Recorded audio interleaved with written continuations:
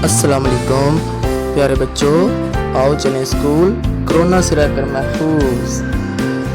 इस वीडियो में आप जानेंगे कि अब स्कूल जाएंगे तो किस तरह से अपने आप को कोरोना से महफूज रखना है और क्या क्या एहतियातें करनी हैं, कौन कौन से काम नहीं करने हैं। तो चलिए शुरू करते हैं स्टेप बाय स्टेप, ताकि आपको इल्म हो सके कि आपने अपनी हिफाजत कैसे करनी है। प्यारे बच्चों, जैसा कि एक खौफनाक दुश्मन है वायरस, लेकिन जैसे आपने बड़े अच्छे तरीके से इसको हैंडल किया है, इंशाल्लाह आप स्कूल में भी जाकर जो एहतियातें आगे वीडियो में बताई गई हैं उन पर अमल करते रहेंगे तो इस दुश्मन को भगाने में मुश्किल नहीं होगी। और जिस तरह से पहले हमारा पाकिस्तान सेफ़ हो गया है बहुत ज़्यादा, इसी तरह से हमारे सारे तालीमी इदारे सेफ़ रहेंगे इंशाल्लाह। प्यारे बच्चों, कोरोना वायरस शुरू में चीन से शुरू हुआ, लेकिन अब पूरी दुनिया में लाखों लोगों को अपने लपेट में ले चुका है। पाकिस्तान में भी इसके हज़ारों केसेस हुए, लेकिन अब इस बीमारी को कंट्रोल कर लिया गया है काफ़ी हद तक। फिर भी इससे एहतियात जो है वो ज़रूरी है, क्योंकि ये बिल्कुल भी ख़त्म नहीं हुई है।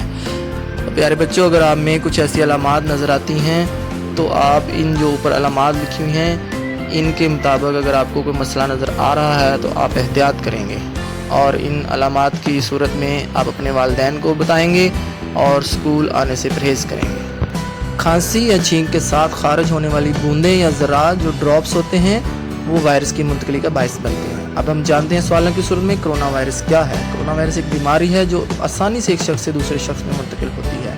इसकी अलामात क्या हैं? सांस लेने में तकलीफ़, बहती नाक, बुखार, सर दर्द, खांसी और जिस्म में दर्द। और कोरोना से होने वाला बुखार वायरस की वजह से होता है या बैक्टीरिया की वजह से? तो ये एक वायरस की वजह से होता है। इसके अलावा साबुन से 20 से 40 सेकंड तक आप हाथ धोएंगे। स्कूल में दोस्तों के साथ आपका फासला 6 फुट होना चाहिए, और खांसते छींकते वक्त आपके मुंह पर कोहनी रखनी है अपने, या फिर कोई रुमाल है तो वो रख लेना है। और आपने घर से अपना लंच जो है वो स्कूल लेकर खुद जाना है। लंच शेयर नहीं करना किसी से, और पढ़ते हुए भी आपने मास्क यूज़ करना है, खेलते हुए भी आप मास्क का यूज़ करें और फासला बनाए रखें एक दूसरे से।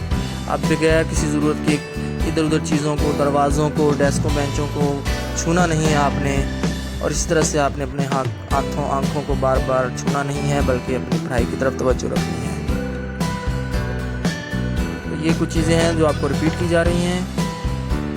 और हाथ धोने का दुरुस्त तरीका अब हम जानते हैं कि सबसे पहले हाथों पर पानी और साबुन लगाना है, फिर उसके बाद जो है हथेलियों को आपने रगड़ना है, फिर उंगलियों के दरमियान भी आप साबुन लगाएं, फिर हाथों के पीछे भी लगाएं साबुन, और कलाइयों तक हाथ धो लें। उसके बाद बार बार हाथ गंदे ना करें। ये एहतियात जो है ये बहुत ही इम्पोर्टेंट है, सबसे इम्पोर्टेंट हिदायत यही है।